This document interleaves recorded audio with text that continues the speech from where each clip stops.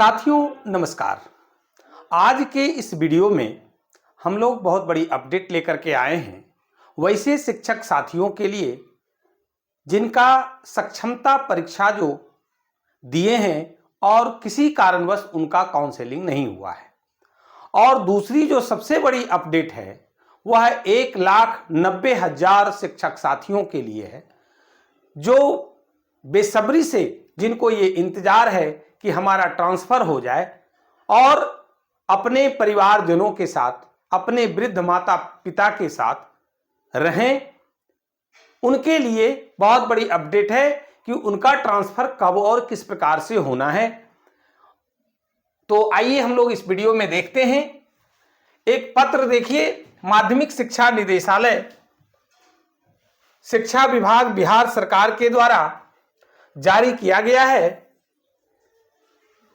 और वह प्रेस विज्ञप्ति है कि स्थानीय निकाय सक्षमता परीक्षा 2024 प्रथम पहले वाले फेज में जो परीक्षा हुई थी और उसमें जो सफल अभ्यर्थी हैं उनके प्रमाण पत्रों का सत्यापन हेतु 2 चरणों में काउंसलिंग के उपरांत कतिपय कारणों से प्रमाण पत्रों के सत्यापन नहीं करा सकने वाले अभ्यर्थियों के लिए आवश्यक सूचना है।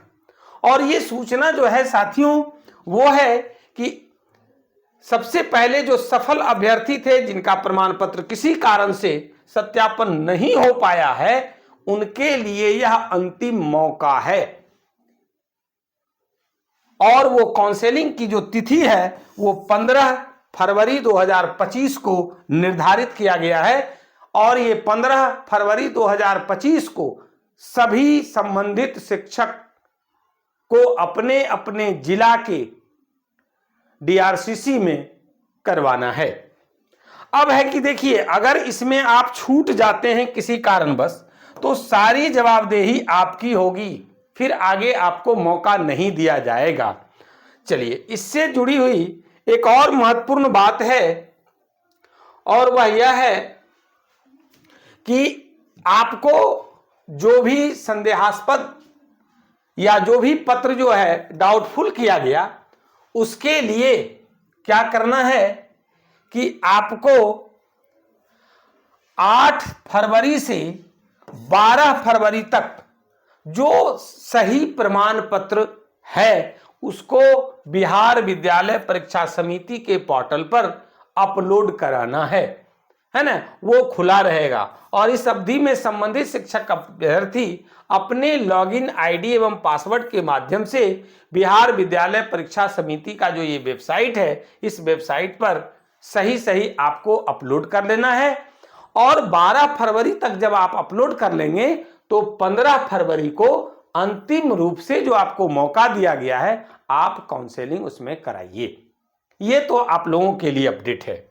अब आइए कि 1,90,000 शिक्षक भाई बहन जो अपने परिवार से दूर हैं अभी तक और उनको प्रत्याशा है, वो इस प्रत्याशा में है कि हमारा काउंसलिंग हो जाए, उनके लिए कुछ सुखद समाचार है।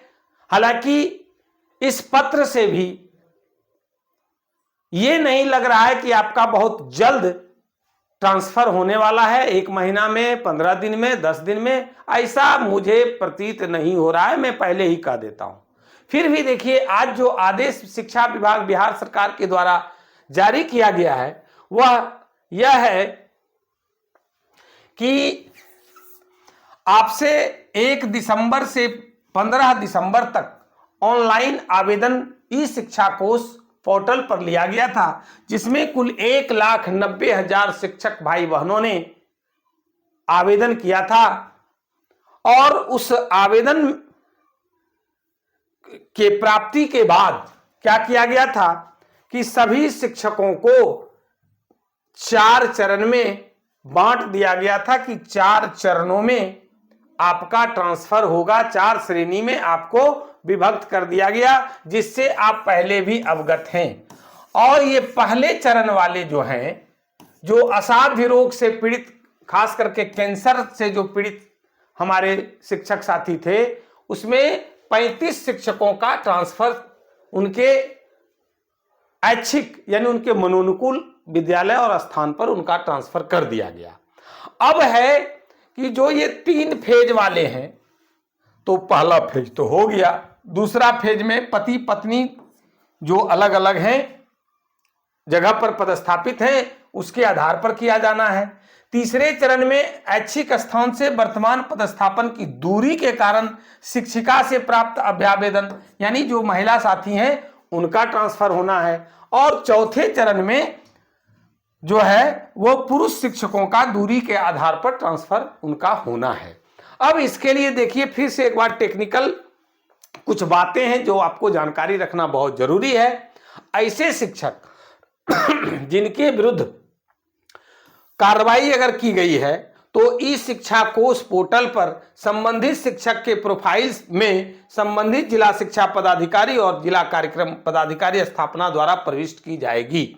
क्या अगर आपके विरुद्ध कोई विभागीय कार्रवाई की गई है, आपके विरुद्ध निलंबन की कार्रवाई की गई है, अगर निगरानी जांच आपके विरुद्ध निगरानी जांच में आप पकड़े गए हैं, या फिर फर्जी नियुक्ति से संबंधित जांच है, या विविध प्रकार की कोई अगर जांच आपके ऊपर गठित है, और इसके अलावे एक और है कि बिना सूचना के अनाधिकृत रूप से आप अगर अनुपस्थित पाए गए हैं और ये अगर आपके ऊपर जो है आरोप अगर गठित है, तो ये 6 प्रकार का जो सूचना है, इन सूचनाओं को आपके ई शिक्षा कोष पोर्टल पर जो है वो दर्ज किया जाएगा।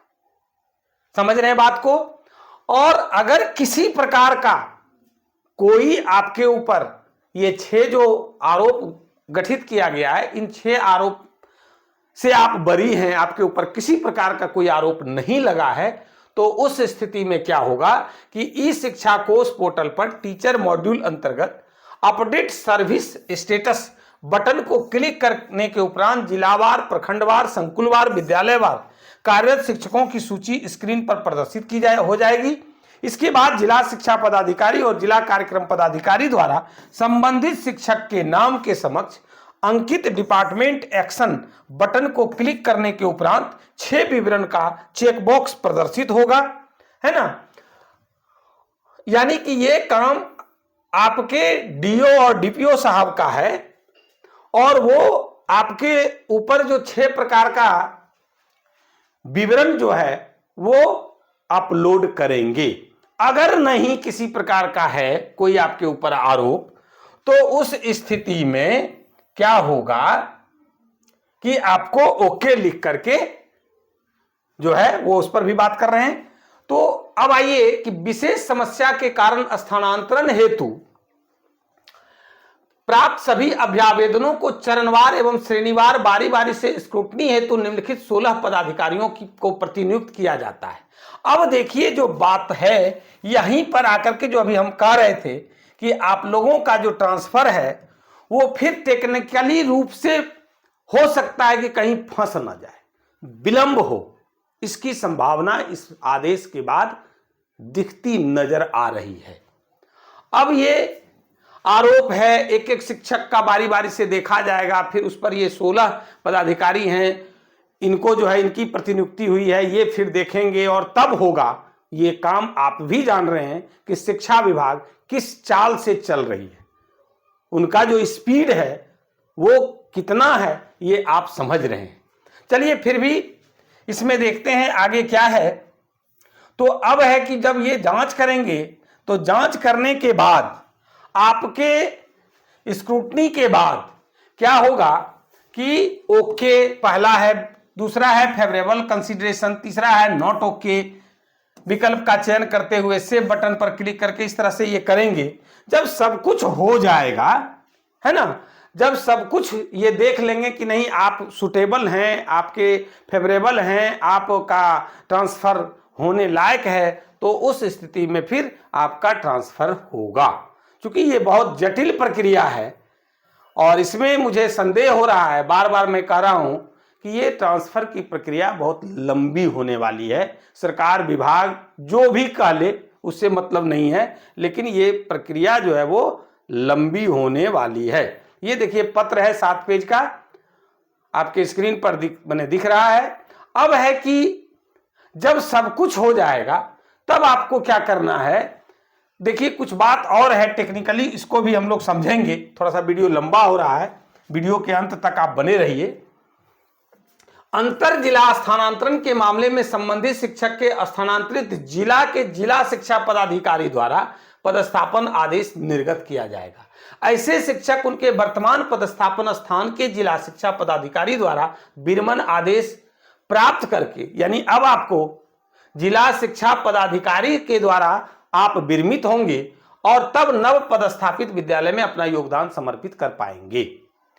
संबंधित जिला द्वारा स्थानांतरित शिक्षक एवं शिक्षिका का पदस्थापन आदेश 1 कार्य दिवस के अंदर ई शिक्षा कोष के माध्यम से निर्गत कर दिया जाएगा और संबंधित शिक्षक एवं शिक्षिका विरमण के पश्चात जो स्थानांतरित जिला होगा जहां आप जाएंगे वहां पे 7 कार्य दिवस के अंदर आपको अपना योगदान सुनिश्चित करना पड़ेगा।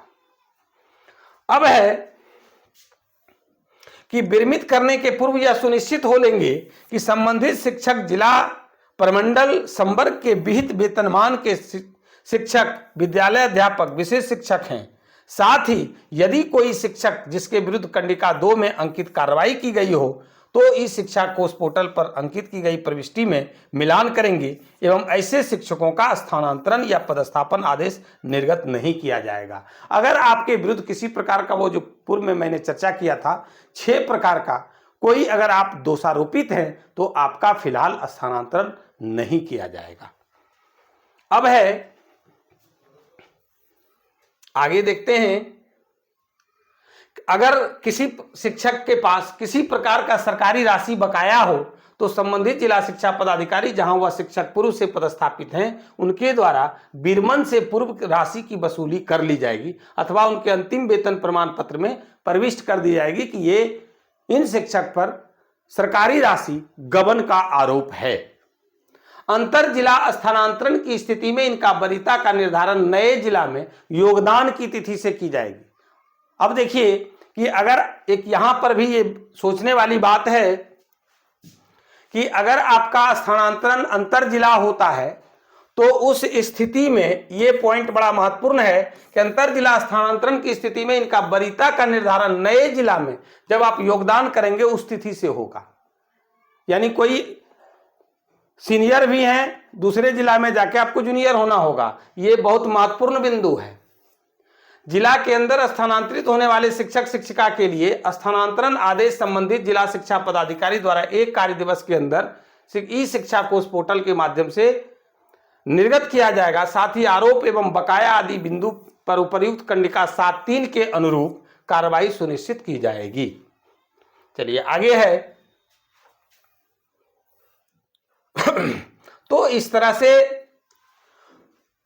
जो है आपको स्थानांतरण शिक्षक शिक्षिकाओं से अनुरोध पर किया जा रहा है, इसलिए उन्हें कोई यात्रा भत्ता वगैरह नहीं दी जाएगी।